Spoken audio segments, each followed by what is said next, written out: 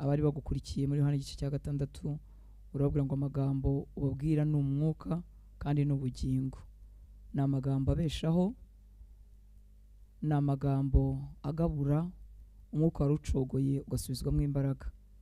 Turasenze kugira ngo uvugane natwe, mpinduka igikoresho gusa, maze amagambo yawe amanukana imbaraga zo gukiza, amanukana imbaraga zo kubyutsa wari urambaraye, amanukana imbaraga zo kwegura warucogoye, amanukana imbaraga zo kubwira umuntu iby'urukundo rwawe yari amaze kwibagirwa n'iby'imigambi yawe idahinduka.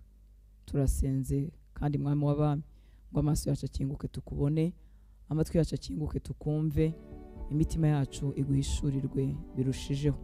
Turimo turaganira tuvuga ishyaka ry'inzu yawe. Ndasenze ngo ikintu cyose cyari twambuye uyu mwanya gitakare hasi. Abambuwe iryo shyaka n'ubuyobe buri hanze ahangaha butandukanye uduhe kumenya ukuri kwawe. Abaryambuwe n'imibabaro n'imiruho y'iyi si n'amakuba n'ibyago ubahe kuba hejuru yabyo, nk'uko waratubwiye ngo utanga amahoro isi itabasha gutanga. Uratubwira ngo mu isi tugira umubabaro ngo ariko niduhumure wanesheje isi.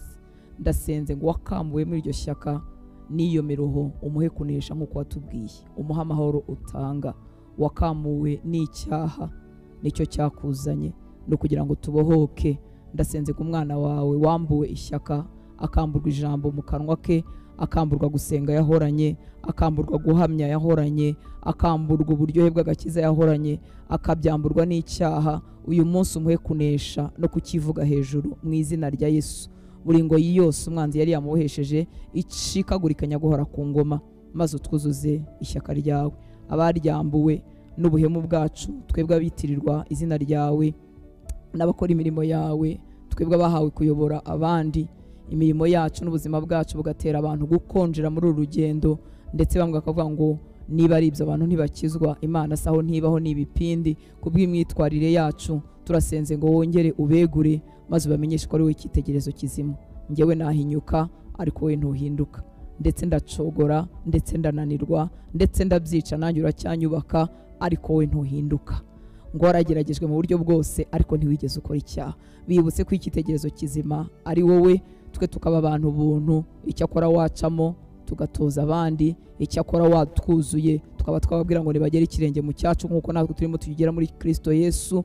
Ariko reka umuntu wese wambuye iryo shyaka n'ibyo yabonye mu nzu yawe, nka bya bindi twabonye abana ba Eli bakoraga bagatuma ngo abantu bazinuka ibitambo by'Uwiteka. Turasenze ngo waba warakomerekeye mu nzu yawe akazinukwa, waba warakomerekeye mu murimo wawe yaraje afite ishyaka agasanga abanyamadini bakamutse mu ishyaka ahubwo bakamubabaza. Turasenze ngo bo bose ubegure, kandi aho imitima yacu yashaririwe ndetse tukababazwa n'abantu, yewe abandi ntitubabarire, abandi tukumva ntitukibakunze. Turasenze ngo imitima yacu kandi wongere uyivure, uduhe imitima mishya, imitima imeze nk'iy'abana batoya, kuko we ntuhemuka, ntuhemuka, ntuhemuka, ntunahinduka, wuzuye urukundo n'imbabazi.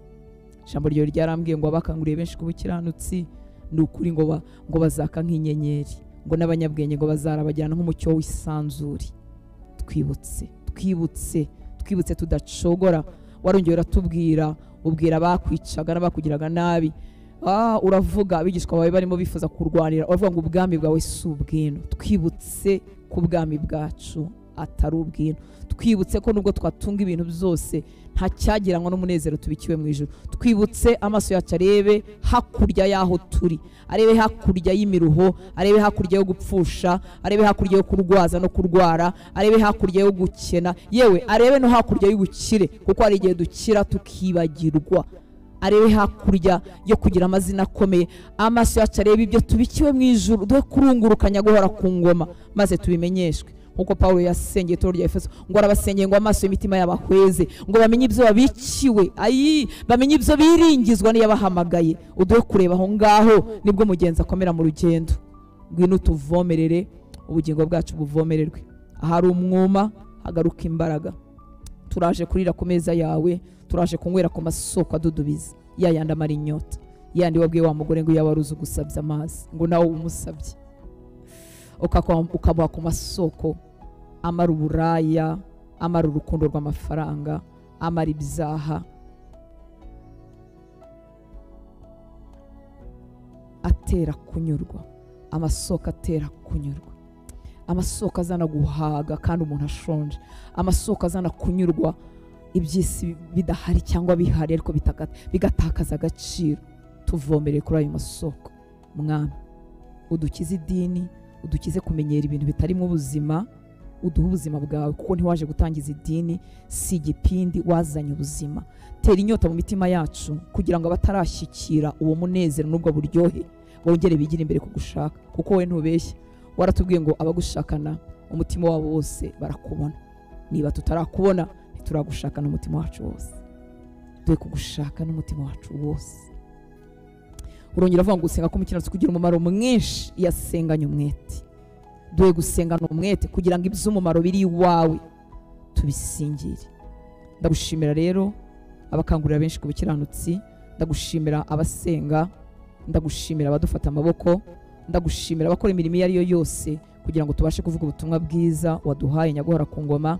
Turagushimira abagukorera, yaba abo tuzi n'abo tutazi, ubaha umugisha. Turagushimira abakozi bawe hirya no hino batari twebwe, tutanaziranye, tudakorera bimwe cyangwa hasa, ariko uhagurutsa bagakora umurimo wawe Nyaguhora ku ngoma mu nguni hirya no hino, abandi bantu bagakizwa, umurimo wawe ukabaho. Ubaha umugisha, ubakomereza amaboko. Abatanga ubutunzi bwabo, abasenga mu ibanga nta muntu bareba, abavuga ubutumwa bwiza abantu bagakizwa, abahanura nk'uko babwirijwe nawe, abantu bagacyaha bakava mu nzira mbi. Ubaha umugisha Uwiteka Mana Nyiringabo. Abigisha ijambo ryawe bagafata umwanya bagacukumbura Nyaguhora ku ngoma, bagakoresha ubwenge wabahaye, bagakoresha guhumekerwa n'umwuka wawe, bakajya mu bitabo bakarara amajoro kugira ngo tuve mu buyobe. Ubaha umugisha, ubaha umugisha abavuga ururimi rwacu rw'Ikinyarwanda, abo tuzi n'abo tutazi. Abaha umugisha abakora hirya no hino mu itorero ryawe mu isi. Ubaha umugisha abateye abera gukomera muri urugendo, abateye abanyabyaha gukizwa. Ubaha umugisha Uwiteka Mana Nyiringabo. Abatanze ubutunzi bwabo misiyoneri bakoherezwa, abatanze ubutunzi bwabo insengero z'inzu z'amatafari zikubakwa tukabona aho twigira ijambo ryawe, abatanga ubutunzi za mikrofone n'ibivuga neza, ibyo twamenya n'ibyo tutamenya Nyaguhora ku ngoma bigakora. Ubaha umugisha abatazigera bagaragara imbere ya za kamera Uwiteka Mana Nyiringabo, ariko baragukoreye n'umutima w'ukuri. Ubaha umugisha Uwiteka Mana Nyiringabo, ubakomereza amaboko. Ndasengera bari barambaraye kandi barahamagawe nawe, ab'imyambi ya Satani yahinguranyije muri iyi myaka, yaca mu rugo, yaca mu rubyaro, yaca mu butunzi kabahinguranya. Ndasenze ngo wongere ubegure Uwiteka Mana Nyiringabo kubw'imbabazi zawe, maze bongere bakomeze urugendo, kuko Mwami wabahamagariye kugira ngo ubuzima bwabo bukirisha abandi. Ngo erega ngusa nkaho wingingira isi muri twebwe, kuko watugize intumwa mu cyimbo cyawe. Ndasenze rero ngo abo bantu bose b'umumaro Mwami bacogojwe n'ibihe bongere babyutswe kubw'imbabazi zawe. Umuriro w'amasengesho wongere wake mu mitima yabo, imbaraga zo kukwizera zongere zibe muri bo, imbaraga zo gukiranuka zibuzure barushaho gusa nawe. Urakoze Mwami, tuguhaye icyubahiro. Wowe wumva ibyo twavuze n'umunwa, ukumva ibyo twavugiye mu mutima bitavugika ku munwa. Wowe wumva gusenga umuntu yabashije kubivuga, ukumva gusenga umuntu yarambara atabasha kubivuga. Ukwiriye icyubahiro. Ninde wagereranywa nawe? Wowe ubasha kumva umuriho w'umuntu ukamenya ubusobanuro bwawo, wowe umureba abasha kuvuga cyangwa arira, avuga byinshi se kuko byamurenze, avuga bike se uko yumva amagambo yamazeyo, ariko ukabasha kumenya ikimukwiriye. Uri uwo gushimwa iteka. Cyangwa ubuzima bwanjye bukagushima imyaka yose nsigaje, icyama amaso yanjye akakubona, ubuzima bwanjye bukakwiringira Nyaguhora, kuko uri uwo kwiringira. Ninde wundi wakumva umuniho w'umuntu?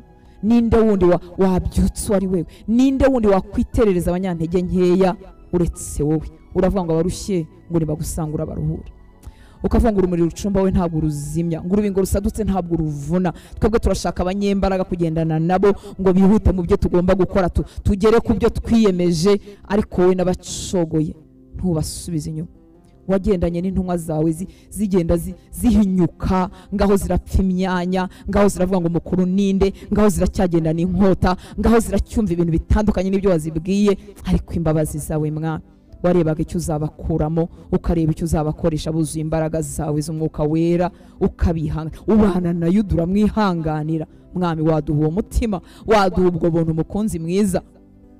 Imbabazi zawe ntizigira akagero, kandi ngo ntacyo wahishwaga, ngo warebaga mu mitima y'abantu. Abo wahaye imitsima mu kanya bati nubambwe, ariko ku musaraba uravuga ngo data ubabare ko batazi ibyo bakora. Mwami turagusaba umutima umeze nk'uwawe.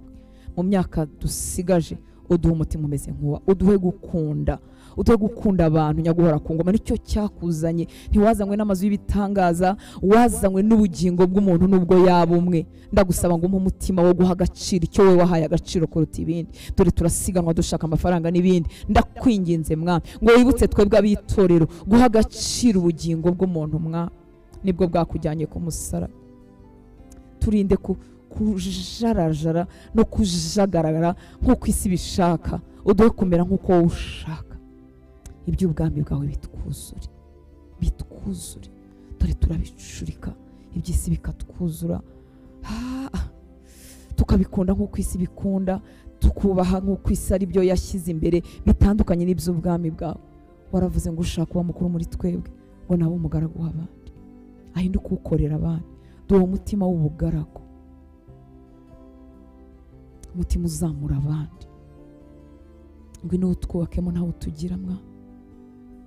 Urakoze ngo wowe ubwawe wabonye turabo kwizerwa tugabura umurimo wawe. Twebwe tutabibona n'iyo byava, ngo ariko ngusanga ko turabo kwizerwa. Kubera iki se? Kuko wari ushingiye ku mbaraga zawe, udashingiye ku ntege nke zacu. Wari wizeye umwuka wawe uzakorera muri twebwe, udashingiye ku bumenyi bwacu. Wahaye icyubahiro. Umutima wanjye uragukunda, umutima wanjye uragushima. Ndagushimira imbabazi wangiriye, ndagushimira ubuntu wampaye bwo kukuvuga, wowe udahinyuka, wowe udahemuka Mwami.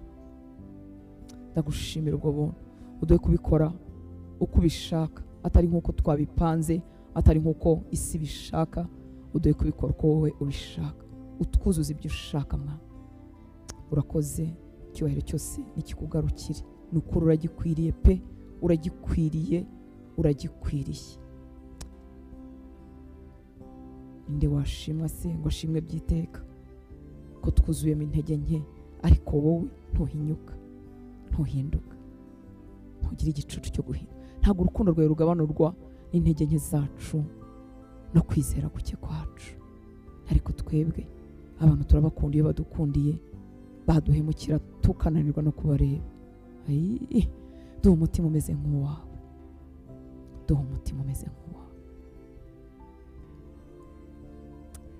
Urakoze Mwuka Wera kuri kumwe natwe kugira ngo duhe ibyo watugeneye uyu mugoroba.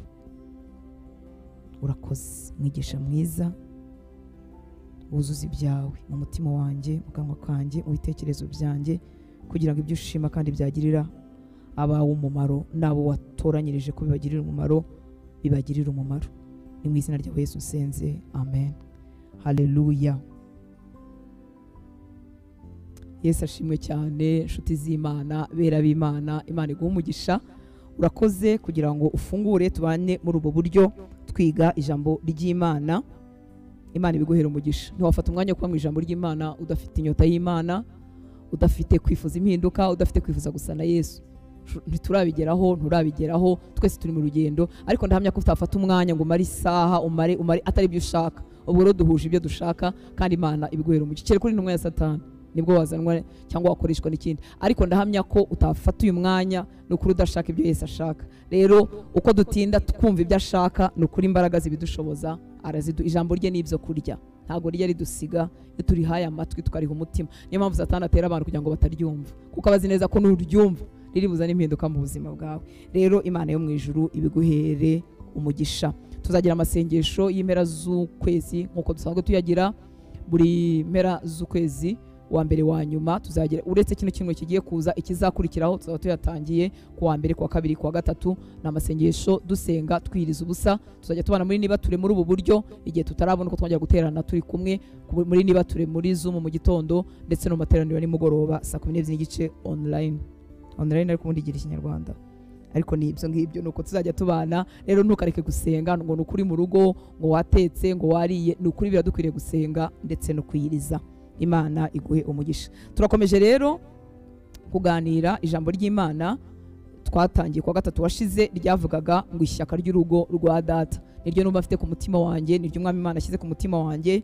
Reka turikomezemo. Hari ibyo twavuze wenda ntago twabasha kubisubiramo, ariko iri shyaka ry'inzu ya data, iri shyaka ry'urugo rwa data ritandukanye cyangwa rirenze, kamvuge ngo rirenze ishyaka ry'inzu nsengeramo, urusengero rwacu n'izina ryitirirwa, ni ishyaka ry'urugo rwa data. Urugo rwa data ruragutse kandi data arashaka batari bakizwa nabo baruzamo. Yesu yaravuze ngo afite n'undi mukumbi ukiri ahandi, ngo nawe akwiriye kuwuzana bakaba umukumbi umwe, ngo tukagira umwungeri umwe. Haleluya. Ndasaba Imana ngo ikugaruremo iri shyaka ry'urugo rwa data. Turiteshwa n'ibintu bitandukanye. Ushize twabonye abana ba Eli ukuntu batesheje abantu ishyaka ry'ibitambo by'Uwiteka, ibiryo byitwaga iby'Imana, umubavu uhumurira neza Imana, urimo ibinure batwikaga Imana igahumurirwa, baratinyutse barabivogera kugeza igihe abantu bazinutswe ibitambo by'Uwiteka. Rero rwose wazinurwa n'impamvu nyinshi, wacogozwa n'impamvu nyinshi, ariko biradukwiriye ku ishyaka ry'urugo rwa data, ishyaka ry'inzu ya papa byongera kugaruka mu mitima yacu, kubera ko ntibishoboka ko wahuzwa n'Imana yakuremeye gusohoza imigambi y'Imana iri shyaka ritagurumana muri wowe. Mbibutse ko tutigeze tugenerwa ubuzima bwo kuba akazuyazi. Iyo ubaye akazuyazi Satani akumira bunguri, arakubasha rwose, ariko ishyaka ry'urugo rwa data, ishyaka ryo gusohoza icyo Imana yandemeye rigomba guhora ribira mu mutima wacu. Imana ishimwe cyane. Reka duhere rero ku butumwa bwiza bwanditswe na Mariko, igice cya mbere umurongo wa 35 kugeza kuri 39. Ibyo tugiye ko kuganira uyu munsi birasanzwe, ijambo ry'Imana riba ari rimwe nubwo riza ritandukanye, icyo rikora muri twebwe akenshi kiratandukana, ariko numvise nifuzaga ko nahita mvuga kuvuga butumwa umuntu ku muntu kugira ngo mubwire uko umuntu yakwizera Yesu. Nibyo numvaga nihutiramo, hanyuma numva umwuka w'Imana ngaruye ahangaha, kuko iryo shyaka ryo kubwira umuntu ku muntu umuntu ashobora kurigira rimwe akongera akaritakaza. Ishyaka ryo kubwira abantu ubutumwa bwiza hari umuntu arigira akongera akaritakaza, ariko hari ibibanza kugira ngo umuntu agire ishyaka ry'urugo rwa data mu buryo buhojeje. Numva rero nibyo sa nkusubiye inyuma, numva nibyo mnyobeyemo kugira ngo tubigarukemo. Imana iguhe umugisha, untiza amatwi yawe, urabuyatije umwuka wera. Yego, kuko njyewe urutanse nk'umuntu twavugana ibindi, twavugana amakanzu n'imisatsi, twavugana ibintu biri aho binezeza abagore cyangwa binezeza abantu, ariko ibi ni iby'umwuka wera kandi ni ukuri bifite umumaro. Mu butumwa bwiza rero bwanditswe na Mariko igice cya mbere, duhere ku murongo wa 35 tugeze ku murongo wa 39. Icyampa niba tumaranye iminsi cyangwa umaze iminsi wiga ijambo ry'Imana ukaba ugenda urikunda kurushaho, utunze Bibiliya uyisoma, kuko si umutako, cyangwa nubwo wasoma muri telefone ariko ukayisoma, ugakora ama notification akurangaza, ukanandika. Ese ko Imana yaguhaye kumenya kwandika no gusoma, kujya utandika ibyanditswe. Ibintu byose turimo twinjiyemo mu buryo buri serious turabyandika. Uzareba ugiye mu nama n'abantu bakomeye, ufite kandi ni book note harya, uba ufite akantu wandikamo, ufite ibiri soft cyangwa ibiri hard copy, ariko witeguye kwandika kugira ngo ijambo ry'umuntu ukomeye ritatakara hasi. Ni gute twajya mu magambo y'Imana ukaba uzi kwandika no gusoma? Imana yaguhaye ubwo buntu, wariyize, uri umwintellectuel, utari umuntu wo mu cyaro, umukecuru wo mu cyaro, ariko nta na rimwe ujya wandika ijambo ry'Imana. Uvuga ngo agaciro karyo kaba kagerwa ku mashyi. Ndahamya ko uyu munsi ngize umugisha wo kuganira na Perezida wa Repubulika, nubwo ntazi icyo naba ngiye kumubwira, ariko amamagaye muri audience, ndahamya ko ntagenda gutya ngo naba niteguye kumva icyo ambwira, kugira ngo ejo atazagira ikintu ambwira kigatakara hasi cyangwa nkakibagirwa. Nshuti y'Imana, iri ni ijambo ry'Imana.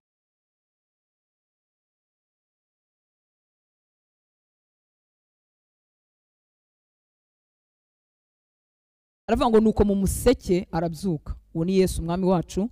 Nuko mu museke arabyuka, arasohoka ajya mu butayu asengerayo.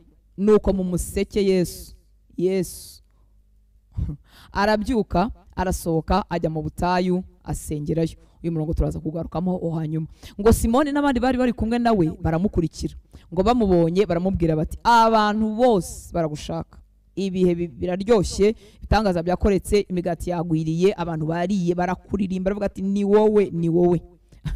Bamubonye baramubwira bati, abantu bose baragushaka. Nshuti z'Imana, dufite ibintu bidushaka, yewe n'abantu badushaka, ibintu bitandukanye biragushaka, na telefone yawe iragushaka, twa tundi tujyana gutyo byose biba bigushaka, ndeba ariko reba n'aya makuru ariko yabaye nahanga, reba ariko nibi reba, byose biradushaka. Ariko Yesu nubwo bamubwiye gutya ngo abantu bose baragushaka, ngo arabasubiza ati, ahubwo tujya ahandi, ibyo abamushaka ariko binyuranye n'ibyo data ashaka ntibimufasha umwanya na gatoya. Kandi reka mbabwire, gushimwa biraryoha. kubwirwa ko wakoze ibintu by'igitangaza biraryoha. Yongera agaruke bamusingize, abo yatubura imigati, abo yakirije abana, n'ukuri biraryoha, biryohera amarangamutima, ukajya wumva birimo rwose ukumva karimo karinjira neza. Ndetse abazi kwikiranura bikirandura nabyo mu mitima, akavuga ati Mana ibi ntibimfate bitansindisha. Yesu nuko nguko we yarageze aho ngaho, ngo arabasubiza ati ahubwo tujya ahandi mu yindi midugudu iri bugufi nigisheyo naho, kuko ari cyo cyanzanye. Ngo ajya mu masinagogi y'ab'i Galilaya yose abwiriza kandi yirukana abadayimoni. Ibintu byose biramushaka, ariko arabibwira ati ahubwo tujya ahandi mu yindi midugudu iri bugufi nigisheyo naho, kuko ari cyo cyanzanye, ajye gusohoza icyamuzanye. Ngo ajya mu masinagogi y'ab'i Galilaya yose arabwiriza kandi yirukana abadayimoni. Haleluya.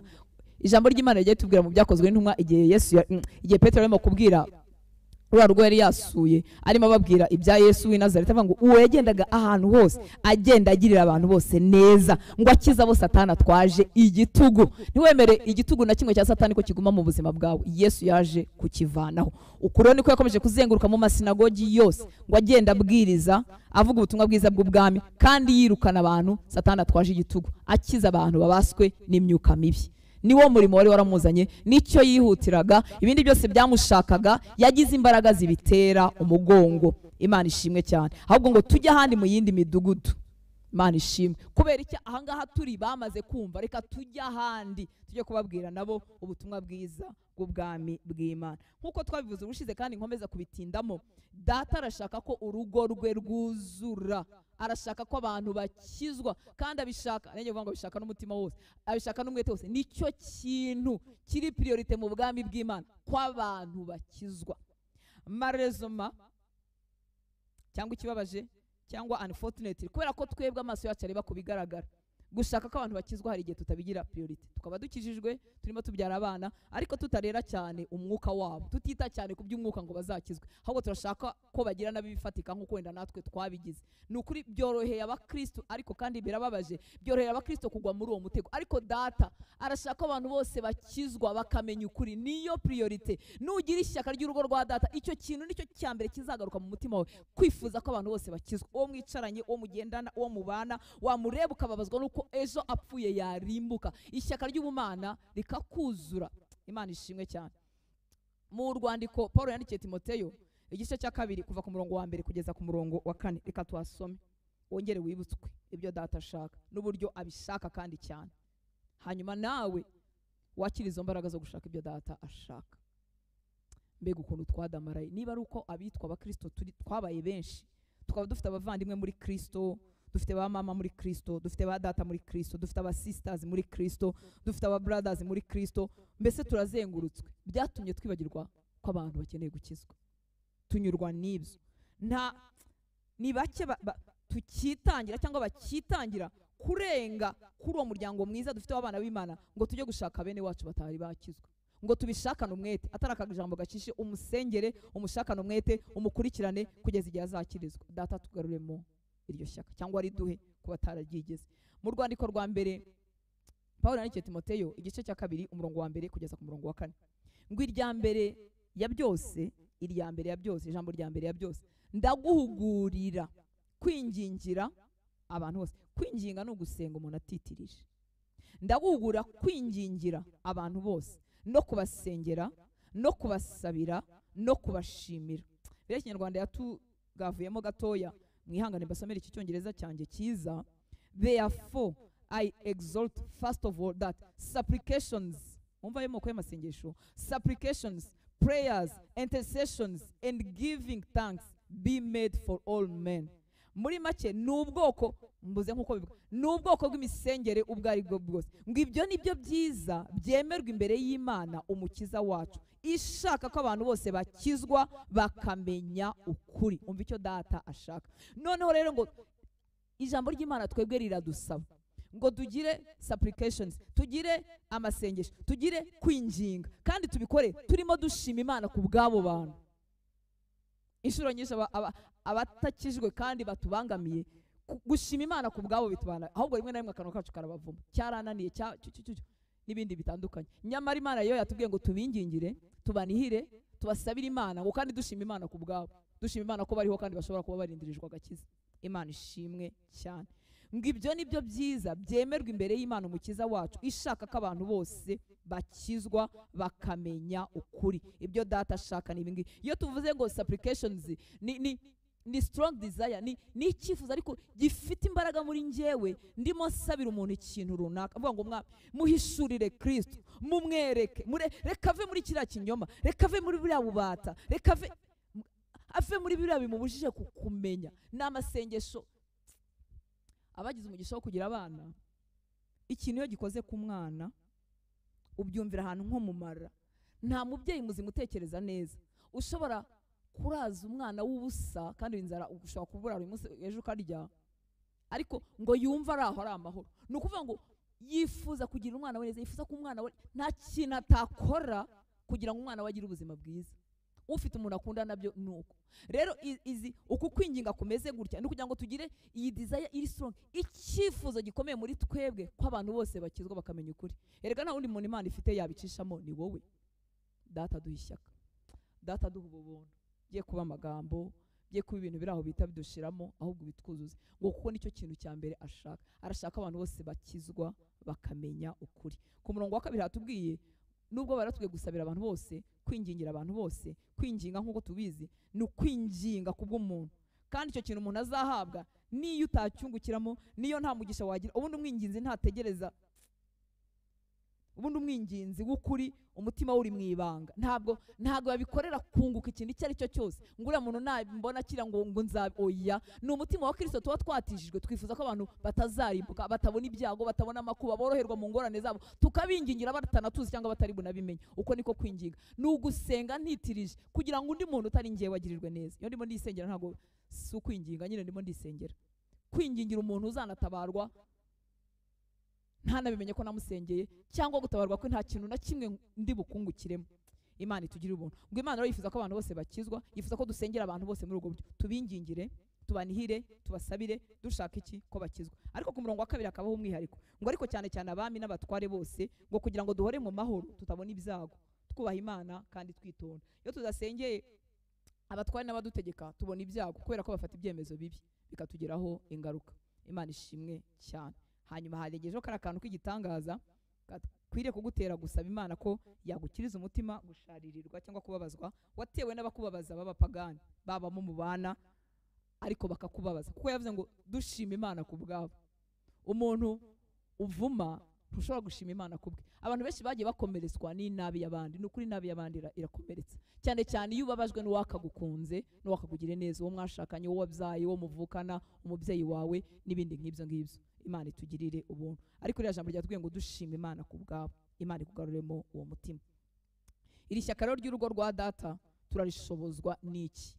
Nkuko natangiye mvuga, ntushobora gufata umwanya wo kumva ijambo ry'Imana udashaka iby'Imana bikuzura. Ni ukuri turashaka Kristo. Abateraniye hano, abakurikira, twese turashaka Kristo. Ni ukuri turamushaka pe, ariko ni impamvu ki twamushaka ariko ntidushobore cyangwa se ntitugereyo. Turifuza ko urugo rwa data rujyamo abantu bakizwa, turifuza ibyo Yesu ashaka ko byatwuzura, ariko tugenda tubuzwa n'iki? Imana itugirire ubuntu. Iri shyaka rero ry'urugo rwa data turarisohoza gute?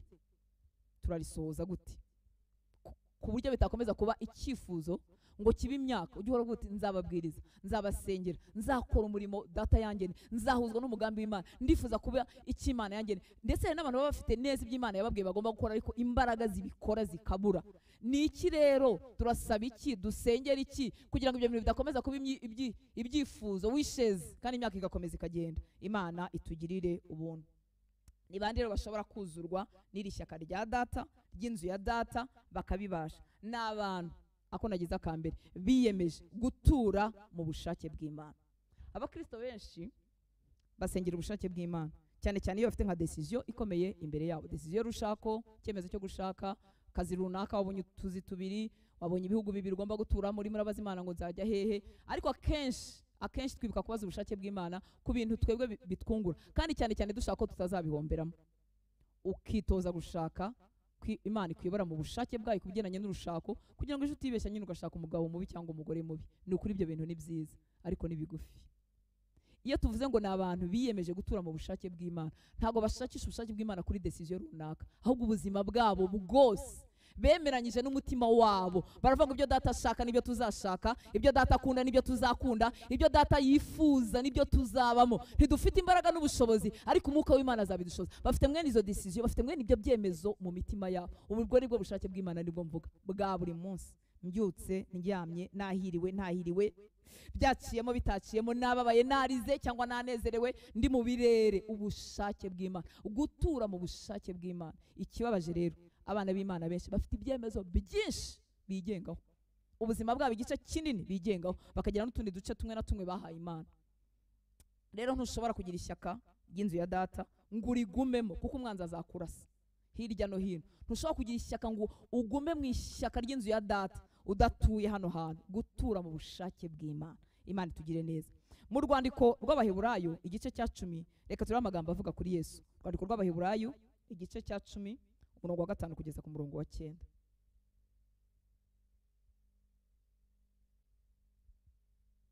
Umwuka wera guha inyota y'ijambo ry'Imana.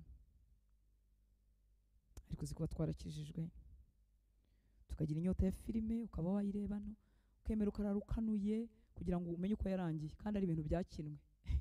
Ni ibintu byakinwe bitari byo, ariko birarobwa. Ariko ijambo ry'Imana ryaza, ntumenya ibitotsi bivuye, ntumenya. Imana iduha inyota yo kuryoherwa n'ibyayo, isuke mwene ubwo buryohe. Abaheburayo igice cya 10 umurongo wa 5 kugeza ku murongo wa 9, ngo nicyo cyatumye ubwo Yesu yazaga mu isi avuga ati, ibitambo n'amaturo ntiwabishatse, ahubwo wanyiteguriye umubiri. Ntiwishimiye ibitambo byokeje cyangwa ibitambo by'ibyaha. Umva 7. Mperako ndavuga nti, dore ndaje Mana, mu muzingo w'igitabo niko byanditswe kuri nge, nzanywe no gukora ibyo ushaka. Muri make nambaye umubiri kugira ngo nze gukora ibyo ushaka. Uwo ni Yesu. Ngo amaze kuvuga ibyo, ngo ibitambo n'amaturo n'ibitambo byokeje n'ibitambo by'ibyaha ntiwabishatse kandi ntiwabyishimiye, ari byo bitambwa nk'uko amategeko yategetse. Ngo ahera ko aravuga ati, dore nzanywe no gukora ibyo ushaka. Akuriraho ibya mbere gukomeza ibya kabiri. Dore nzanywe no gukora ibyo ushaka. Nambaye umubiri kugira ngo nze gusohoza, nzanywe no gukora ubushake bwawe. Yesu yambaye umubiri kugira ngo aze gusohoza ubushake bwa data bwonyine bwonyine. Nasanze ubuzima bwacu bworoherwa no guha Imana ibitambo n'amaturo. Niyo mpamvu kuririmba bitworohera, niyo mpamvu kuvuga ubutumwa bwiza bitworohera. Ariko kwiha Imana, kwiyegurira Imana bikatubera umugoko, kuko nshobora kuyiha amafaranga ariko ngewe kuyiha bigahinduka intambara.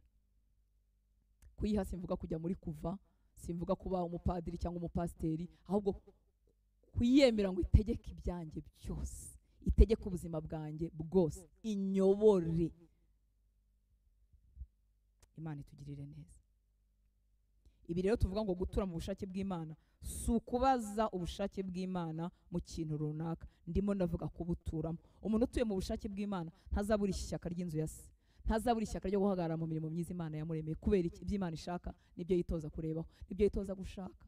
Ahorana isengesho ivuga ngo Mana, umugambi wawe nuwuhe kuri ngewe? Ese uyu mwaka tuwugendanemo gute? Ese uku kwezi urifuza ko nkora iki? Ese uyu munsi ni he wanyoboye? Ni biki unyoboramo? Kandi ni biki nari niyoboyemo? Cyangwa nibwiraga ko ari ibyo ariko usanze atari ibyo. Ahora yiteguye gukatishwa n'Imana. Imubwiye ngo bakati ibumoso barakata, nubwo hariya yaba yarahasize amazahabu arakata, nubwo yabasize abamuhamagara nk'uko Yesu bamuhamagara ngo abantu bose baramushaka, arakata. Imana itwuzuze kwifuza gutura mu bushake bw'Imana. Imana itugire neza. Ubuzima bwawe ugasezerana nabwo, ukavuga ngo nzaharanira kumenya no gukora iby'Imana ikunda. Kandi mbibutse ko nshuti z'Imana, iby'Imana ikunda nta handi biba mu ijambo ryayo. Biba mu ijambo ryayo niho tubimenya. Niba utari serious ku ijambo ry'Imana, ibyo ushatse wakwibwiza ukuri, ukavuga ubushake bw'Imana ni ukuri sibwo mparanira. Mwanyemera tukibwiza ukuri, kuko ubushake bw'Imana, iby'Imana ikunda ntiwabimenya utasomye ijambo ryayo, ibyo yanga ntiwabimenya. Ijambo riba mu Baroma igice cya 12 dukunda kurivugaho kuva ku murongo wa mbere. Hari ahantu havuga ko uko ubwenge bwacu buvugururwa, bavuga ngo imitima yacu, Bibiliya yera, ariko mu by'ukuri ni ukuvugururwa kw'imitekerereze yacu. Ngo iyo mitekerereze yivuguruwe, ngo nibwo tubasha kumenya iby'Imana, kumenya neza rwose iby'Imana ikunda, iby'Imana ishima. Muri make ibitekerezo byanjye bivuguruwe n'ijambo ry'Imana, nibwo menya neza ubushake bw'Imana bwuzuye. Niba rero utari serious hamwe n'ijambo ry'Imana, urifataho gato urijyamo gake, ibyo biragaragaza ko ubushake bw'Imana ni ukuri. Igipimo ubushakamo kiracyari kigufi. Nimureke twigira imbere kubw'imbabazi z'Imana. Imana iguhe umugisha. Abantu rero batuye mu bushake bw'Imana bafite umwihariko, kandi ni ukuri ni abanyamahirwe. Kubera iki? Bahabwa imbaraga zo kudatsindwa, zo kudakubitwa hasi ngo bahereyo. Kubera iki? Hasi ntabwo haba ari ubushake bw'Imana. Bashobora kurambikwa n'ingorane, bashobora kurambikwa n'ikibazo, umwanzi ashobora kubatera umwambo ukabahinguranya. Mwibuke ko Satani turasa n'imyambi ngo yaka umuriro, niko mu Befeso batubwira. Aratubwira ngo tutware ingabo yo kwizera ngo kugira ngo tubashe kwizimisha imyambi ya wa mubi yaka umuriro. Umwanzi aragupima akavuga ati ni hehe hari icyuho ngo nkubitemo umwambi waka umuriro. Aba bantu rero batuye mu bushake bw'Imana, uyu mwambi nubwo wabahinguranya kajana ntabwo bashobora gutsindwa, kuko nibahera hasi barashaka ubushake bw'Imana hejuru y'ubushake bwabo. Barisuzuma ko batindi hasi, kandi hasi y'Imana yangeneye ibindi si uko Imana ishaka, bagahabwa imbaraga zibabyutsa. Rero ni inyungu zawe mu gutura mu bushake bw'Imana. Imana ishimwe cyane. Paulo yaratwandikiye mu rwandiko, magambo nkunda cyane, mu rwandiko yandikiye itorero ry'i Korinto, urwandiko rwe rwa 2 igice cya 4 umurongo wa 8 kugeza ku murongo wa 10. Urwandiko rwa 2 rw'Abikorintho igice cya 4 umurongo wa 8 aravuga ngo dufite amakuba impande zose ariko ntidukuka imitima. Uyu ni umuntu wambaye umubiri kimwe natwe ariko utuye mu bushake bw'Imana. Niyo mpamvu kubaho yavuga ngo kubaho ni Kristo no gupfa bimbereye inyungu nkamusanga. Kuba mu bushake bw'Imana byamuhindukiye umuntu kubitwa hasi ariko ntahereyo. Ngo dufite amakuba impande zose ariko ntidukuka umutima, nabwo bafite kuko azi uwamuhamagaye, azuri kumwe nawe kandi azi uko bizarangira. Mbibutse ko ibi bintu turimo finale yabyo irazwi. Umwami yaranesheje. Haleluya. Imana iguha imbaraga, Imana igushoboze. Ngo dufite amakuba impande zose ariko ntidukuka imitima, turashobewe ariko ntitwihebye, turarenganywa ariko ntiduhanwa, dukubitwa hasi ariko ntidutsindwa rwose. Tugendana mu mubiri iteka urupfu rwa Yesu, ngo ubugingo bwa Yesu nabwo bugaragarire mu mibiri yacu. Iri jambo naryumvise ukundi, ngo tugendana mu mibiri yacu iteka urupfu rwa Yesu. Urupfu rwa Yesu icyo ari cyo? Urupfu rwa Yesu ni ikigero cyo kumvira gihebuje ibyabayeho byose. Urupfu rwa Yesu ni ikigero cyo kumvira Imana gihebuje ibindi bintu byose bizabaho n'ibyabanje kubaho. Ngo tugendana rero iteka mu mibiri yacu urupfu rwa Yesu. Muri make tugendana kumvira Imana. Umwambo umwe wahingutse aha, ingorane zimwe zahingutse aha, dufite amakuba impande zose ariko ntidukuka umutima. Ngo tukagendana iki? Urupfu rwa Yesu. Uwumviye kuruta abazumvira bose. Urupfu rwa Yesu ni ikigero gihebuje cyerekana kumvira. Haleluya. Kandi ni ikigero gihebuje cyo gusohozwa kw'icyitwa ubushake bw'Imana butangaje. Kuko mu gashyamba ka Getsimani Yesu yaravuze ngo data niba bishoboka igikombe kindenze ariko bye kuba uko nshaka ahubwo bibe uko ushaka. Ahandi turasoma mu byanditswe uburyo yabashe kwihanganira umusaraba ngo kubw'ibyishimo byamushyizwe imbere. Kubera iki? Yabonaga abazava mu bise by'umubabaro we, akabona urutansi umunsi umwe azakizwa, akakubona umunsi umwe wakijijwe, akabona abandi turimo tubwiriza nabo bakijijwe, akabona abantu ibihumbi n'ibihumbagiza bazakizwa biturutse mu mubabaro wo ku musaraba. Ngo rero ngo yihanganishwa n'uwo mubabaro kubw'ibyiza bizaba. Ni mubabaro cy'ugukubise hasi, urimo gutesha ingorano bikiwe mu ijuru, urimo gutesha iminyago myinshi wagomba kuzamukana. Uzi ko muri we habikiyemo agakiza k'ibihumbi n'ibintu, uzi ko muri we habikiyemo inkomezi z'abandi. Ni iki kigukubise hasi gituma utareba imigambi y'Imana ku buzima bwawe? Imana ishimwe cyane. Ngo tugendana mu mibiri yacu iteka urupfu rwa Yesu. Nasanze rero kugendana urupfu rwa Yesu muri twebwe, ngo ubugingo bwa Yesu nabwo ngo bugaragariye mu mibiri yacu. Kugendana urupfu rwa Yesu muri twebwe ni ikigero cyo kwiyegurira Imana. Ukavuga uti, ukajya wibuka icyo umwami wawe yakoze ku musaraba. Yemeye gupfa, abwira se ngo data bye kuba uko nshaka. Ikigero cy'ubushake bw'Imana bwuzuye bwuzuye bwuzuye bwuzuye, tukigendane muri twebwe. No kubita amaso ku cyo Yesu yakoze bigutera imbaraga nawe zo gukomeza mu rugendo no kutabaho ku bwawe. Mbibutse ko ubuzima bwa Gikristo ntago ari ubuzima bwa nyamwigendaho, ni ubuzima bwo kwakira ibyo Yesu atanga, narangiza nanjye nkabiha abandi. Muri mbake simbayeho ku bwawe urutanse, mbayeho ku bw'abandi. Nawe uri muri Kristo Yesu, ntago ari uko ndi pasiteri oya, cyangwa umwigisha w'ijambo ry'Imana oya. Abari muri Kristo Yesu twese tubayeho ku bw'abandi. Pawulo yabyandikiye Timoteyo aramubwira ngo ibi bintu ni uruhererekane, nkoresheje amagambo yanjye, ariko yaramubwira ngo ibyo wanyumvanye imbere y'abahamya benshi uzabibwira abandi bantu bo kwizerwa bazashobora kubibwira abandi. Ese abakristo twese nitugira intege nkeya, generasiyo ikurikiyeho tuzayibwira iki? Tuzayiraga iki? Ni bande bazahaguruka ngo batware ubutumwa bwiza? Ni bande bazahaguruka ngo bakunde badakunditse? Ni bande bazahaguruka ngo bitange batange ibyabo n'umwanya wabo kugira ngo abandi bakiri mu ntege nkeya nabo beguke? Impamvu dukomereye mu gakiza, hari abadukomeje, twari ducogoye, abantu baratwegura. Uyu munsi abantu batansuye, nanjye vuga ngo ntabwo byambabaza, ariko wabona byambabaza. Ndamutse ndwaye si koko nkarwara nk'igihe kirekire, reka ngaruke, nkarwara nk'igihe kirekire nkabura umuntu usura, nababara. Wenda uyu munsi impamvu bitambabaza nuko ndi busy, mfite ibyo mpugiyemo, ahubwo nanjye ndimo ndasura abandi. Ariko mu gihe nkenereyemo umuntu, Imana ihagurutsa uwo yateye umwete akagusanga nawe ukabyuka. Rero abari mu gakiza dukomeremo, dufite icyo tugomba ubwami bw'Imana, kuko hari abantu bafite ibyo babibye mu buzima bwacu. Erega n'umuntu mutaziranye arabiba. None si unigisha ijambo ry'Imana rikaguhembura, simbe by'ibyo mu buzima bwawe. Icyo Imana itegereje rero nuko nawe ubiba mu buzima bw'abandi, kandi nanjye mfite abandi barimo babiba mu buzima bwanjye, nanjye ngahembuka. Ubu buzima rero bw'igikristo ntabwo bwagenewe kuba nyamwigendaho. Iyo ubaye nyamwigendaho uba wikunze, utakira urukundo rwa Kristo ngo ruhindure imiruho yawe, maze nawe ufasha abandi barushye bari hanyuma yawe. Buri nyuma ya buri muntu wese hari undi muntu yazamura. Hari igihe uvuga uti ngewe isi yanyiyubitseho nabaho izi nkuru zanjye nta n'umuntu, inyuma yawe hari undi muntu wazamura. Hari n'undi wo wazamuza ibyo, ukambwira ati niba nkomereye mu mwami burya nawe wakomera, kandi koko agakomera. Imana itugirire neza. Haleluya. Yesu aravuga rero ngo ubuzima bwe ni ugukora ibyo wamutumye ashaka. Yarongera abivuga muri Yohana igice cya 4:34, nawe ndibaza ko dufatanyije kuwukunda. Arimo avuga ko ubuzima bwe nta kindi bubereho, no gusohoza icyo wamutumye ashaka. Ngo Yesu arababwira ati ibyo kurya byanjye. Abigishwa barimo bibaza, ese hari umuntu wamuzana ibyo kurya? Basanze aganira na wa mugore wo kwiriba, ese hari umuntu wamuzana ibyo kurya ko duheruka avuga ngo arananiwe?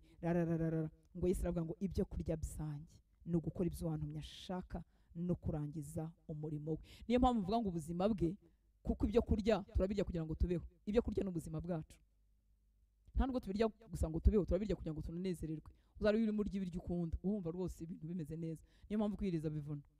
Ese umwirije ubundi ko ari kuwa gatatu.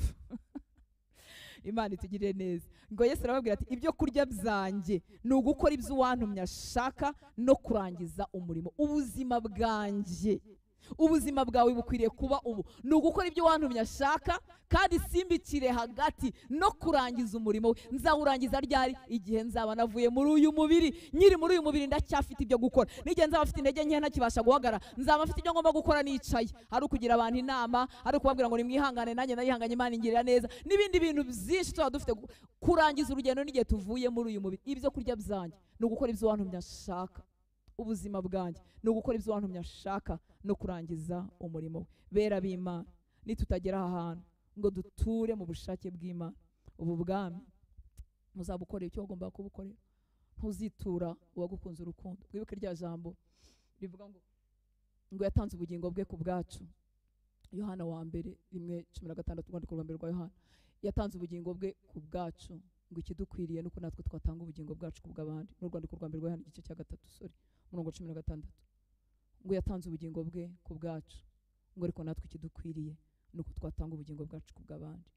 Yohana ubutumwa bwiza 3:16 abantu benshi barahazi, kuko Imana yakunze abari mu isi cyane igatanga umwana wayo w'ikinege kugira ngo abamwizera bose bahabwe ubugingo batarimbuka, bahabwe ubugingo buhoraho.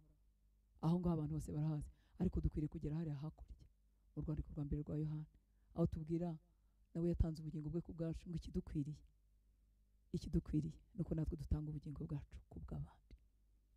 Mu bwami bw'Imana uri muri amareki. Ese tuzabeho twakira buri munsi tujye mu masengesho, tujye kwakira, tuzatanga ryari? Dukurikije ko twakunzwe bikabije.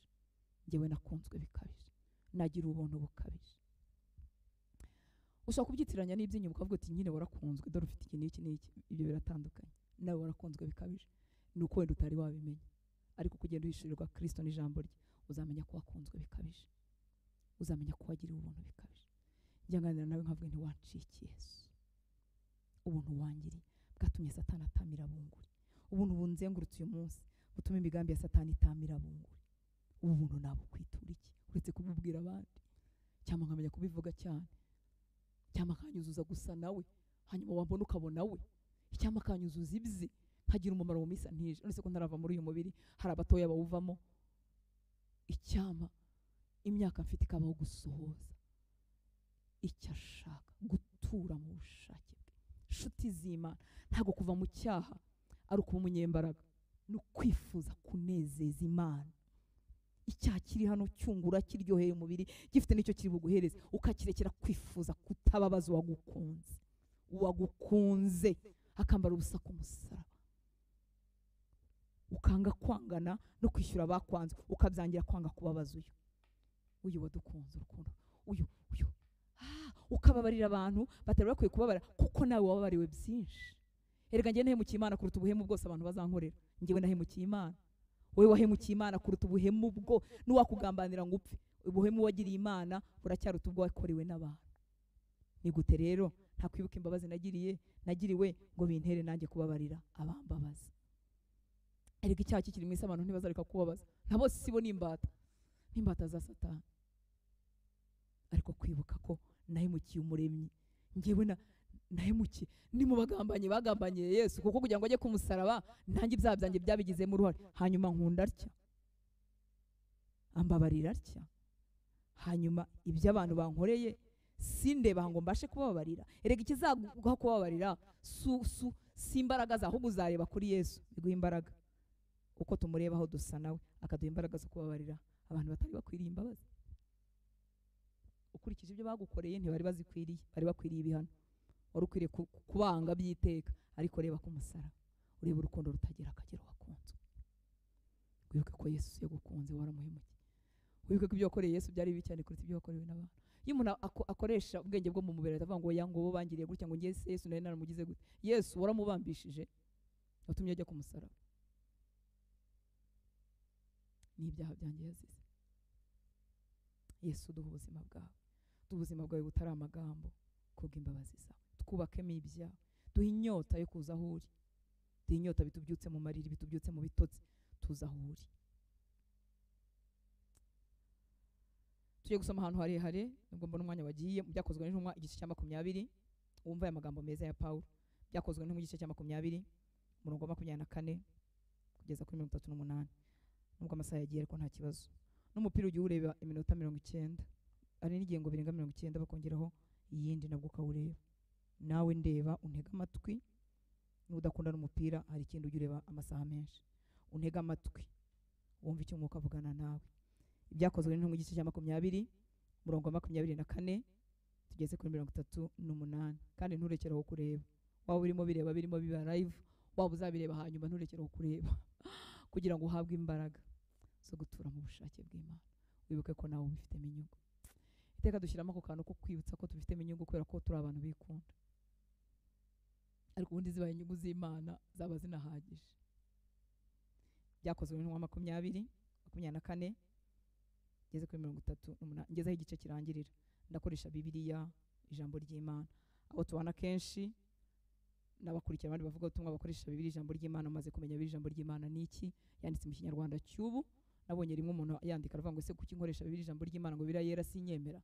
Ibyo ariko ibyo bigaragara ko ari umuntu wenda tutabana kenshi. Bibiliya yera turayemera cyane, kandi Bibiliya ijambo ry'Imana dukoresha ibyo ivuga ni ibya Bibiliya yera, nuko yakoresheje Ikinyarwanda cy'ubu. Abana b'Imana birababaje kubera ko ibintu by'Imana tubishakaho gake, kuko nk'ibyo umuntu ukijijwe ntiyakabaye anabibaza, ahubwo yavuga ati ariko zitandukaniye kuki ntabimenya, akajya no gushaka akacukumbura ko nta bintu bitakiba kuri internet. Ariko ubunebwe tujyana mu by'Imana bituma tubishaka gake. Ibyakozwe n'intumwa 20 umurongo wa 24 tumanuke. Ngo nyamara ku bwanjye, Pawulo ari mu minsi yo gusezera, ngo nyamara ku bwanjye ntacyo bimbwira kubaho cyangwa gupfa. Wumva umuntu watuye mu bushake bw'Imana. Ngo nyamara ku bwanjye ntacyo bimbwira kubaho cyangwa gupfa. Icyangombwa ni ugushyiraho, icyangombwa ni ugushyika kugerayo, ni ugushyika aho dusiganirwa kugera. Nyamara ku bwanjye ntacyo bimbwira kubaho cyangwa gupfa. Icyangombwa ni ugushyika aho dusiganirwa kugera, ni ugushyika aho yamagariwe n'Imana kugera, ni ukurangiza ibyo Umwami Imana yamusabye. Ngo nkanonosora umurimo nahawe na Nyagasani, nkawunoza nkawumarayo, nkazagenda ntacyo nsigaranye mu byo yari yaransabye gukora. Ngo nkanonosora umurimo nahawe na Nyagasani Yesu, ngo ari wo gutangaza ubutumwa bwiza bw'ubuntu Imana igira. nkanononsora. Ese uranononsora? Mana ibi bintu turabihengeka, tukabihengamisha, tukabikora ducisha hejuru, tukabikora gace, ariko umva umuntu wasobanukiye gutura mu bushake bw'Imana, tukabikora tugononwa. Sintange ibindimo, ubundi ngomba gutanga ibindimo byose n'ibyo nshobora byose, naho ubwenge bwanjye bugeze, hanyuma Imana nyiri ikazanyongera ibindi.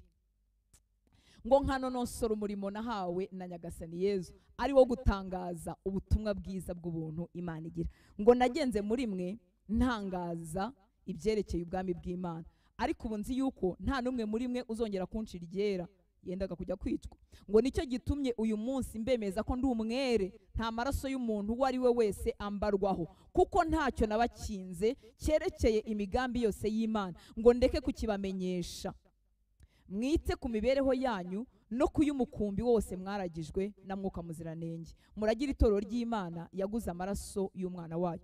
Mwumvise ririya jambo, nta kintu na kimwe kibafitiye umumaro kibamenyesha imigambi y'Imana nibujije kubabwira. Muri make nta maraso y'umuntu ari, uwo nagomba kubwira ukuri narakumubwiye, uwo nagomba kumenyesha ibintu narabikoze byose. Ngo kuko ntacyo nabakinze cyerekeye imigambi yose y'Imana. 27. Ngo ndeke kukibamenyesha. Ngo mwite ku mibereho yanyu no ku y'umukumbi wose mwaragijwe na Mwuka Muziranenge, muragira itorero ry'Imana yaguze amaraso y'umwana wayo.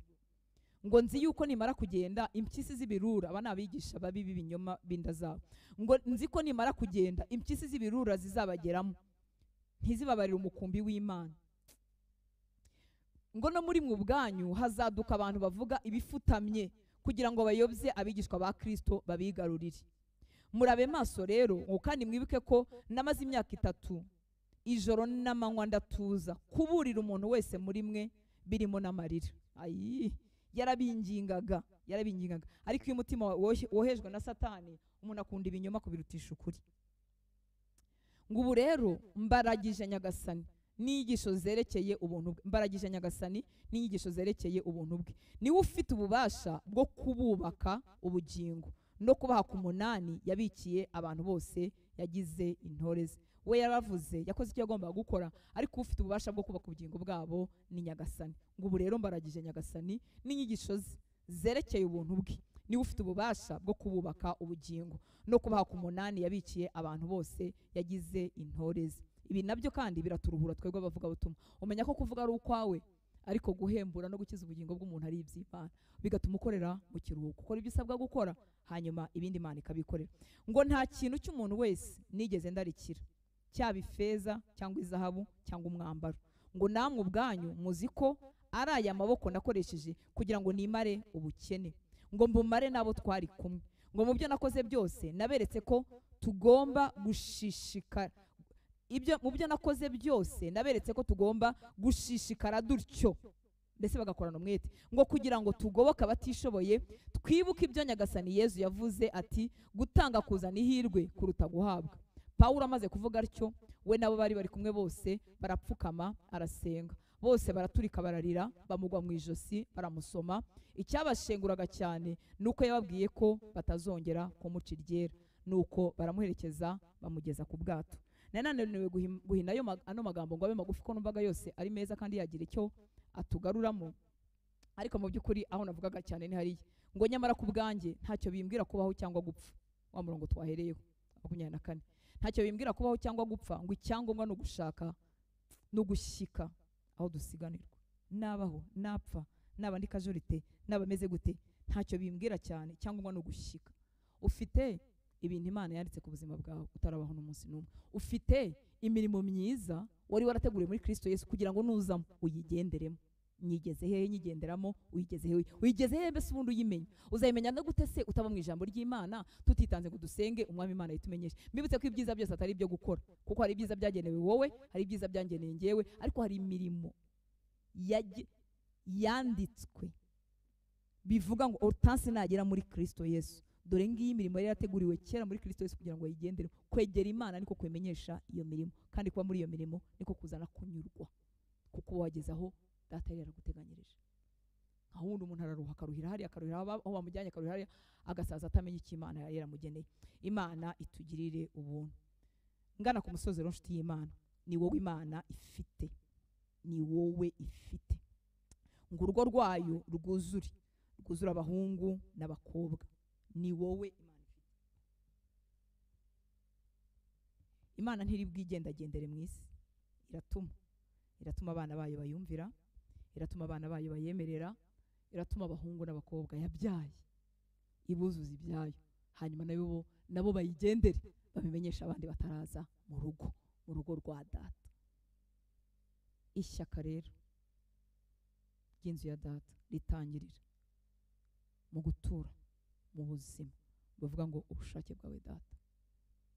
Icyo udashaka nubwo isi yose yabicyemeza, hari igisi yose yemeza ko ikintu ntacyo gitwaye, ndetse abatagikora bakitwa abaswa, abaturage, abantu batabona, batagendana n'igihe. Isi yose, isi yawe, mbese urungano rwawe nabo mugenda nabo mwegeranye nabo mushobora kuvugana, ikemeza ko ibyo bintu byose bose ari ubupfapfa. Ariko niba ari iby'Imana ishaka, ibyo ukwiriye kubamo, kandi ukwiriye gushaka ubushake bw'Imana imbere y'icyemezo runaka, ahubwo ukwiriye gutura mu bushake bw'Imana. Ntushobora rero guhinduka umuntu wuzuza urugo rw'Imana udatuye ubushake bw'Imana. Imana ni wowe muntu ifite, ariko uyifite iri bucemo ni umuntu nyine uri bwemere gutura mu bushake bw'Imana. Uvuga uti ikibazo umutima w'Imana nzakijya kure, aho ntibashije umwuka wera azambasha, aho ntabasha kwiterura azanterura. Ariko reka mbabwire ko abafite Yesu twese twahawe ububasha bw'igitangaza. Burya watsinda ibintu ibihumbi ntibyaguherana, kuko mwuka wera ushoboza abantu ari imbere muri wowe. Wibwira ko uri umunyantege nke utabishoboye, ariko aho ugomba kujya no kutajya, izo mbaraga urazifite. Ibyo ugomba gukora n'ibyo ubujije gukora, izo mbaraga urazifite. Burya uvuze uti ibi bibabaje Imana simbijyamo. Numvise umuvugabutumwa ntibuka, umuntu aba yumvise abantu benshi arimwe avuga ngo umuntu ngo agasenga asaba ko arwanya icyaha rwose Imana imushoboze. Tuvuga urugero, ni umuhungu n'umukobwa baguye mu busambanyi, none arimo arasengera kutazongera gusambana, akabisengera akavuga ati rwose sinzasambana, Imana izanshoboza kandi ndumva mbyiyemeje. Ariko none kumva byiyemeje, hanyuma ngo akagenda agana aho icyaha kiri. Urugero, hano turi muri Kigali, murasohotse mugiye Gisenyi, kandi mu mutima wawe ngo harimo kwiyemeza ngo kutazongera gusambana n'uwo muntu. Urumva ibintu bihabanye. Mu mutima harimo kwiyemeza kutazongera gusambana, ariko amaguru yawe arimo aragana mu cyaha. Mbese uracyitabye, uragisanze. Mbese urumva atari ukwibeshya. Iyo niyemeje kwizera gushyirwa mu bikorwa, sinjyayo, simvugana n'uyu, sinjya muri ibi. Nuvuga ngo kwizera ndagufite, ko Imana iri bunshoboze, ngiye kugushyira rero mu bikorwa. Imana itugirire ubuntu. Impamvu ibi ngibi bikwiriye nuko ari wowe muntu Imana ifite. Ni wowe muntu Imana ifite ngo wuzuze urugo rwayo. Ni wowe muntu Imana ifite ngo uyibere amaguru, uyibere amaboko. Ni wowe ifite. Nutemera kuyiha ngo uture mu bushake bwayo, ibihombo byinshi cyane bizaboneka. Imana itugirire ubuntu. Tubibona mu byakoze mu rwandiko rw'Abakorinto rwa 2 igice cya 5 umurongo wa 20. Nicyo gituma tuba intumwa mu cyimbo cya Kristo, ngo ndetse bisa naho Imana ibingingira muri twe, ngo nuko rero turabahendahenda mu cyimbo cya Kristo kugira ngo mwiyunge n'Imana. Imana itugirire neza. Imana yingingira isi muri twe. Uyu murongo ntituzarambirwa kuvuga, ariko icyo tugamije si ukufata mu mutwe, icyo tugamije ni ukuwuturamo. Reka musome neza navuga ko utari. Abikorintho 2:5-20, ngo nicyo gituma tuba intumwa mu cyimbo cya Kristo, ngo ndetse bisa naho Imana ibingingira muri twe, nuko rero turabahendahenda mu cyimbo cya Kristo kugira ngo mwiyunge n'Imana. Imana yingingira isi muri twe. Umuntu wese uzakizwa, Imana izaca mu wundi imugereho. Ntibivuga ko Imana itavugisha umuntu aryamye, ntibivuga ko Imana itamwoherereza abamarayika, itamwoherereza amayerekwa n'ibindi bitandukanye, ariko kugira ngo n'ubundi azakomere mu gakiza, azamenye ijambo ry'Imana. Hari umuntu avuga ati ngiye nigishije ibintu byose, burya kiba ari ikinyoma. Hari ikintu wumvise umuntu avuga ntiwamenya ko wagifashe, ariko cyaragufashije. Rero Imana yingingira isi muri twe, abo yamaze kubona abifite, yingingira abatarakizwa muri twe. Ndakwinginga kubw'imbabazi z'Imana, kugira ngo birekere kuba ibyifuzo, biguhindukire ubuzima. Mwibuke rero ikidushoboza. Niba mwibuka aho twasomye bwa mbere mu butumwa bwiza bwanditswe na Mariko igice cya 1 umurongo nigeze kugarukaho, hatubwiye ngo mu museke Yesu arazinduka ajya kugira gute, ajya gusenga. Ngo nuko mu museke arabyuka arasohoka ajya mu butayu asengerayo. Icyatumye bajya kumureba nuko yari asanzwe ajya gusenga, bari bazi uko asenga n'aho asengera. Ano magambo ya Yesu kuzinduka cyangwa kugenda nimugoroba yo gusenga tuyumva muri Bibiliya inshuro nyinshi. ubuzima bwe bwari bugizwe n'amasengesho. Ndakwinginga nshuti y'Imana, warakijijwe, dufite umwuka wera udushoboza, ariko iyo tudasenze ngo tube mu ijambo ry'Imana tumera nk'abatamufite. Muri make ndabihamya ko niba tumaranye no mwanya mu ijambo ry'Imana urashaka gutura mu bushake bw'Imana, ariko wikwemera ko bizakomeza kuba icyifuzo. Ni ibiki biri butume byambara umubiri? N'ubu buzima bwa Yesu buri muri uno murongo wa 35. Mu rukerera butarajya arazinduka ajya gusenga, bituma agira imbaraga zo kudakururwa n'abandi bamuhamagaraga, zituma ahorana imbaraga zo gusohoza icyo wamutumye ashaka. Bituma avuga ati ntacyo nkora ntabonanye data, ntacyo mvuga ntumvanye data. Twese turashaka ubushake bw'Imana, ariko nutaba mu ijambo ry'Imana ngo ube mu buzima bw'amasengesho mu buryo buhojejeho, ubushake bw'Imana buzatura hariya nawe uture hariya. Uhora ubyifuza, uri umwana mwiza unabishaka, uhora uvuga ngo byarananiye. Ibintu kenshi numva mu matwi yanjye, kandi nanjye nigeze kubamo, n'abantu bavuga ngo ngiye byarananiye gusoma muri Bibiliya. Oya, ntibyakunaniye. Nusenga ukavuga ati mpinyota y'ijambo ryawe, bikagutera kwiyiriza, bikagutera kuba wenyine ukava mu kigare, bikagutera kugabanya ibisindisha byo dusindisha muri telefoni, bituma tutagira umwete wo gusenga. Umwete wa Bibiliya uzawugira, ahubwo uzahagurutswa muri Bibiliya nuko ufite inshingano. Ugomba kwita ku bana, ku rugo, ku mashuri. Uzahagurutswa mu cyumba cyawe cyo gusenga kubera ko ufite inshingano. Rero ubu buzima Yesu yabushobojwe kuko yakoreye Imana mu isi ari umuntu 100%, nubwo yari afite ubumana 100%, ariko ibi yabikoreshwaga n'umwuka w'Imana. Iyo aza kugendera mu isi ari Imana ntiyari gukenera gusenga, kuko ntiyari kwisenga. Urahanyumva nshuti y'Imana? Rero kugira ngo ishyaka ry'urugo rwa data ritwuzure, garura ibihe byawe byo gusenga. Urambwira uti nsenga umunota umwe. Ni ukuri nuhera kugushima Imana ugahera ku musatsi uko yakurinze kugeza ku birenge, umunota umwe uzarenga. Niwibuka ko ufite abavandimwe ukabasengera, niwibuka ko ufite ababyeyi niba bafite ukabasengera, niwibuka iki n'iki, niwibuka ingorane n'amakuba tubona hano mu isi ukabasengera, iminota izarenga 5, izarenga 10, izarenga 20. Nufata umwanya wo kwihana no gusaba umutima wa Kristo, iminota 30 izarenga. Uvuga uti mpimbabazi nk'izawe Yesu, mu rukundo nk'urwawe, dore ngira amahane, dore ngira ubushi, dore si mpagusa nawe, iminota 30 izarenga. Nufata umwanya no gusenga, usenya ubwami bwa Satani, ukora rya sengesho twita ry'ubutwari, usenya ibicaniro bidusindishiriza abantu bidusama, isaha izarenga.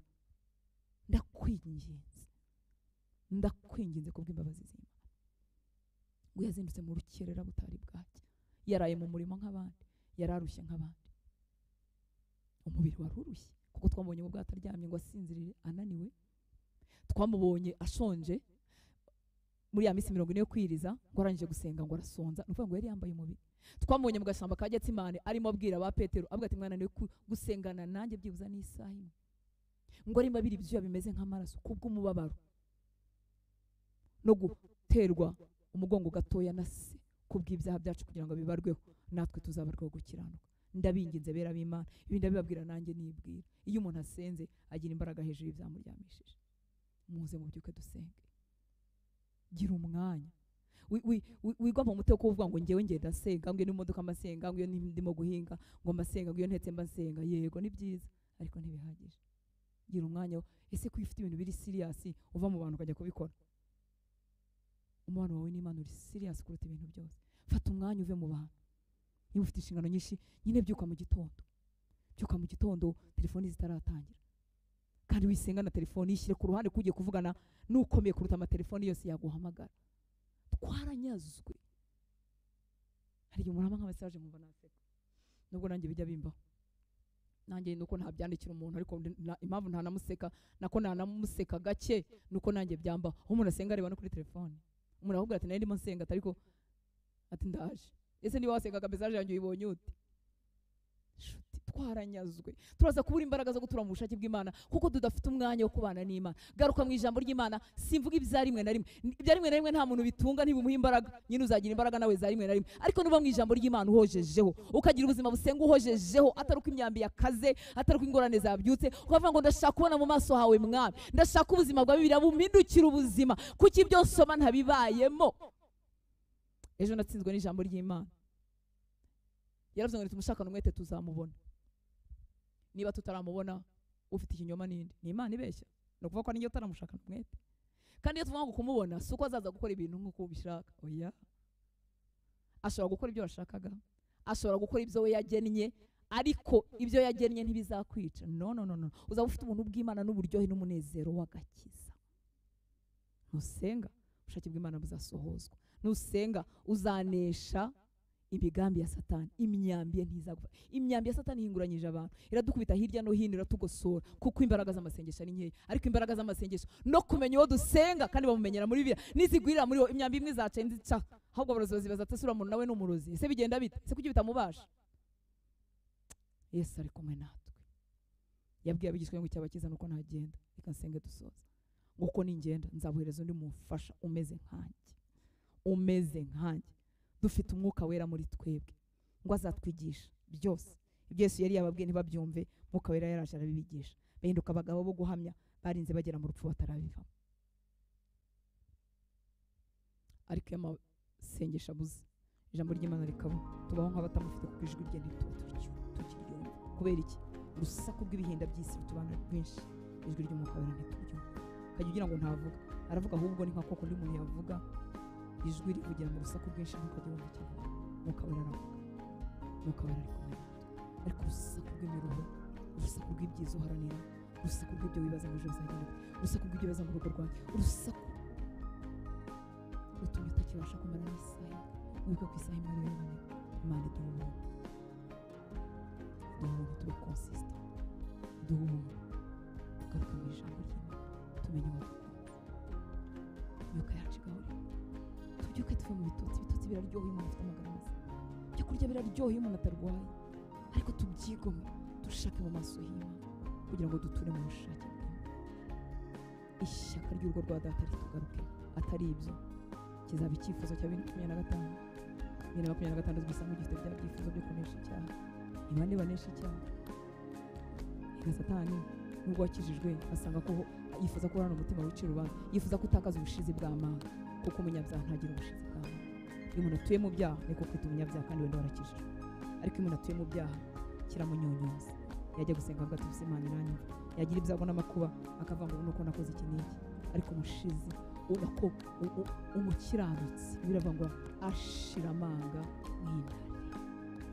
Iyo mvuze umukiranutsi sinyoboye gukiranuka, dukiranuwe na Yesu ntacyo turakora, twatsindishirijwe. Ariko nyuma yo gutsindishirizwa, ubuntu bwaduhesheje gutsindishirizwa nibwo bukomereza muri twebwe, bukaduha no gukiranuka k'ubuzima mu mibereho. Icyaha cyari cyarakuzonze, cyazonze bene wanyu, ukakivuga hejuru, ukakiba hejuru. Satani akarasa agakurura, ukaba utagisubiyeyo. Utuntu n'utundi turi mu mutima tw'ububi, reka igihe ibyaha tubivuga byo gukora, ariko tukavuga hari ububi bwo mu mutima mushobora no kundeba ntimubone, ariko njyewe nkabumenya ububi bwo kutanezerwa n'ibyiza by'abandi, ububi bwo bw'umuzi usharira natewe n'abambabaje, ububi bwo kutagira umutima ukunda nk'uwa Yesu wifuza gukundana, ububi bwinshi bukaba mu mutima. Erega ibyo byose biragukingira, bikagukama. Imana idushoboza kuko ubutagwera bwawe. Ngwino winjire muri ubwo buntu bw'ubukereza, ntupfushe ubuzima bwawe. Wowe wakijijwe ahabu, Yesu atuye muri wowe, Mwuka w'Imana ari muri wowe, ategereje ko uzazamuka. Warakoze bingahe mu byo wagombaga gukora, ufite ibyo wandikiwe muri Kristo Yesu.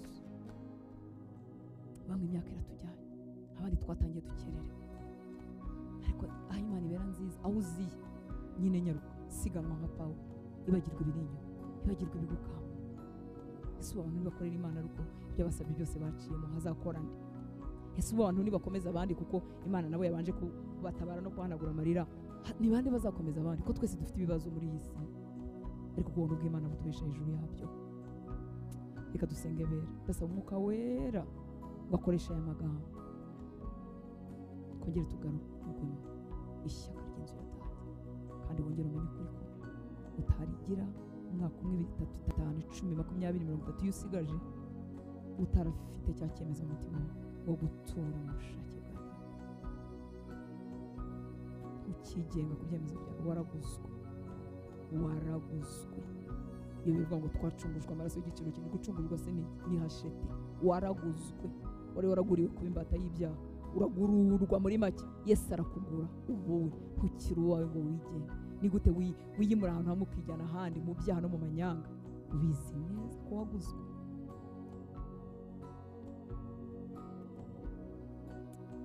reka dusenge. Ndahamya ko Umwuka Wera hari icyo aganirije wowe, kandi cyane cyane yubatse muri wowe, kandi cyane cyane aguhaye imbaraga zo kujya gusenga, zo kongera kuba mu ijambo ry'Imana wujuje imbaraga zo kwiyiriza. Ni ukuri ajya atanga ubwo buntu. Iyo ubabajwe nuko ibyanditswe bidasa nawe, iyo ubabajwe nuko imyambi ya Satani guhinduranya, iyo ubabajwe nuko agutera agahinda kakagufata, umwaka ugashira, ukwezi ukarambara, iyo ubabajwe nuko agutera imyambi ikaguhindura, iyo ubabajwe nuko ubuze imbaraga zo gusenga, iyo ubabajwe nuko ubuze imbaraga zo kuba mu byanditswe kandi wabishaka, iyo ubabajwe nuko ubuze imbaraga zo guhamya Kristo, bigusunikira gusenga, imbaraga ze zikakuzura. Yaravuze ngo tumushakane umwete, cyangwa nitumushakane umutima wacu wose tuzamubona. Niba tutaramubona, kuko we ntabeshya, gusa ndamushaka kugira ngo kumushaka, kandi kumubona si uko yampaye ibyo nashakaga byose, nuko yampishuriye imigambi ye nkayimenya, nuko yampaye imbaraga zitsinda Satani, nuko yatumye njyewe n'imigambi y'Imana tutagirana conflict. Iyo utamushatse wowe n'imigambi y'Imana mugirana conflict, wumva Imana ikubangamiye, wumva Imana ikurwanya. Ariko iyo wamushatse, wowe n'imigambi y'Imana birahuzwa, kandi nibihuzwa uzaryoherwa, kandi uzaruhuka, uzahinduka umuntu udakubitwa hasi, uzaririmba ngo kuko nkunda ndamahoro, bitari ku munwa, bizaba birimo imbere mu misokoro, mu magufwa, mu mutima. Uvuga ko ubwo Umwami Yesu ankunda, ndamahoro. Ibinzengurutse bishobora kubijagara, ariko ndamahoro, kuko byose afite kontrole yabyo. Data, turagukunda kuko rero wadukunze mbere. Mvuze amagambo menshi, Mwuka Wera werekeze ibyo wagennye bitaye mu mitima y'abana bawe. Wegura abahungu, wegura abakobwa, inyota yo gusenga igaruke, ishyaka n'umuriro byongere byake mu mitima yari yarasinziriye. Aho umwanzi yararyamishije, wongere bahabwe imbaraga zo kubyuka, kugira ngo tubereho twese gusohoza ubushake bwawe. Abamaganya y'iyi si n'imiruho yayo yaritsikamiye, katuryamisha tukarambarara. Reka imbaraga zawe zibabyutse uyu mwanya, zibyutse aba bakobwa, zibyutse aba bahungu, zibyutse aba bagore n'abagabo nyaguhora ku ngoma. Aho ijwi ryanjye ribasha kugera, imbaraga zawe nyaguhora ku ngoma zegure zibyutse abahungu bawe, kuko urashaka kwinginga isi uciye muri twe. Urakoze Mwana, ndagushimira ubuntu bwawe no kugira neza kwawe. Wihishurire uyu mwana wawe, wumve ibye ngo birenze bidafite igaruriro, umwihishurire kubw'imbabazi zawe. Wihishurire umuhungu, wihishurire umukobwa w'umwanzi yafunze amaso ntamenye urukundo rwawe, akabona ingorane gusa, maze umwereke urukundo rwawe, akumve ufite. Ndasenze Mwana ngo kuva uyu munsi, kuva uyu mwanya, utugarure mu mwete wo gusenga, kwigomwa ibitotsi, kwigomwa ibyo kurya, kwigomwa ikigare, gutereka telefone hasi n'andi masikirini yose turangariramo, tukagira umwanya wo kubana nawe. Ndagushimye, uhaye icyubahiro, umugisha abana bawe bagufitiye inzara n'inyota. Twabanye muri uyu mwanya wo gusenga n'ijambo ryawe. Umugisha batuma amajwi yacu agera kuri. Umugisha abahungu bawe n'abakobwa muri kino gihugu. Urwanirire abari bacugoye, urenganure abo umwanzi yari arenganije, abakozi be bari barenganije, kandi ubambike ubuntu bwawe, kugira ngo twese dusiganirwe aho dutegekwa kugera. Ndangiza urugendo rwanjye, mvuge nk'uko Pawulo yavuze, ari ugupfa ari ukuba. Bityo nifuza n'icyo mparanira ni ukurangiza ibyo nari naragenewe, ngashyika nkanonosora umurimo wampaye, utugezeho kubw'imbabazi zawe. Ndagushimira abahungu n'abakobwa ufite muri kino gihugu, ndagushimira abakunzi bawe ufite muri kino gihugu. Itorero ryawe waravuze ngo uzaryubaka ku rutare, n'amarembo y'ikuzimu ntashobora kuribasha. Ndagushimira kurinda kwawe, uribereye maso, uribereye umutwe, naryo n'umubiri ushyitse ushyikirwamo na byose. Ntiritsindwa, ntirikubitwa hasi, ryambaye ubwiza, ryambaye icyubahiro. Urarizi, n'abarigize barakuzi, muraziranye. Ndagushimira, wahaye icyubahiro, mu izina rya Yesu dusenze, amen. Imana iguhe umugisha, ikugwirize ubuntu n'imbaraga zo gutura mu bushake bw'Imana. Isi iragutegereje, bene wanyu baragutegereje, abo mubana baragutegereje, kugira ngo bashyire inkuru nziza z'agakiza, bashyire ubuzima bwahinduwe n'Imana, kugira ngo bamenye ko bibaho. Imana iguhe ubuntu kandi iguhe umutwaro.